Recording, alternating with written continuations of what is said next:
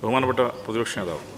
Sir, മയക്കുമരുന്ന് ഉപയോഗം വർദ്ധിച്ചതോടുകൂടി നമ്മുടെ ക്രൈമിൻ്റെ സ്വഭാവം ഭയങ്കരമായി മാറി.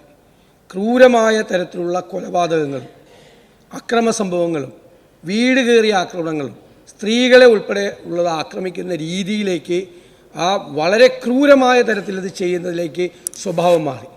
സാർ, ഈ കൺവെൻഷണൽ ക്രൈമാണ്, പക്ഷെ അത് കൂടുതൽ ഇതിലേക്ക് മാറി.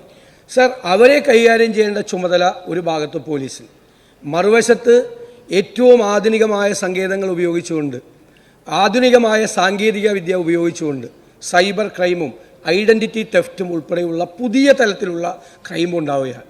സാർ, പഴയതിനെ നേരിടുന്നതോടൊപ്പം തന്നെ, ഫലപ്രദമായി നേരിടുന്നതോടൊപ്പം തന്നെ ഈ ആധുനിക സാങ്കേതിക വിദ്യ ഉപയോഗിച്ചുകൊണ്ടുള്ള ഏറ്റവും ഗുരുതരമായ ഈ ക്രൈമുകൾ തടയുന്നതിന് വേണ്ടി പോലീസിനെ അപ്ഗ്രേഡ് ചെയ്യാൻ അവരുടെ സാങ്കേതിക വിദ്യയും അവരുടെ സംവിധാനങ്ങളും, ക്രിമിനലുകൾ അതിൻ്റെ അപ്പുറത്താണ് നിൽക്കുന്നത്, അതോടൊപ്പം ഉയർത്താനുള്ള എന്തെങ്കിലും പദ്ധതികൾ സർക്കാർ ആവിഷ്കരിച്ചിട്ടുണ്ട്?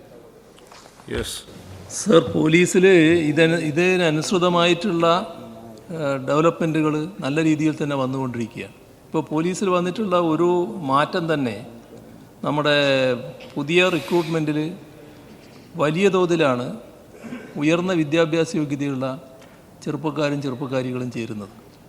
അതുതന്നെ പോലീസിൻ്റെ ഒരു മുഖത്തിന് വലിയ മാറ്റം വരുത്തിയിരിക്കുകയാണ്. അതോടൊപ്പം നാം നടത്തിയ സൈബർ രംഗത്തെ ഇടപെടൽ അത് വളരെ ഫലപ്രദമായിട്ടുള്ളതാണ്. നമ്മുടെ രാജ്യം തന്നെ അംഗീകരിക്കുന്ന തരത്തിലുള്ള ഇടപെടലുകളാണ് ആ കാര്യത്തിൽ നമുക്ക് നടത്താൻ കഴിഞ്ഞിട്ടുള്ളത്. പ്രശംസനീയമായ പങ്ക് കേരള പോലീസിന് അതിൽ വഹിക്കാൻ കഴിയുന്നു എന്നുള്ളതാണ് വസ്തുത. ഇതിൻ്റെ ഭാഗമായി സംസ്ഥാനത്താകെയുള്ള പോലീസിലെ നല്ല വിഭാഗത്തിന് ഇതുമായി ബന്ധപ്പെട്ട മറ്റ് ട്രെയിനിങ്ങുകളും നൽകിയിട്ടുണ്ട്. നമുക്ക് ഈ പുതിയ റിക്രൂട്ട്മെൻറ്റുകളെ അടക്കം ഉപയോഗിച്ചുകൊണ്ട് ബഹുമാനപ്പെട്ട പ്രതിപക്ഷ നേതാവ് പറഞ്ഞ രീതിയിൽ വലിയ തോതിൽ പോലീസിൻ്റെ മികവ് വർദ്ധിപ്പിക്കാൻ തന്നെ കഴിയും.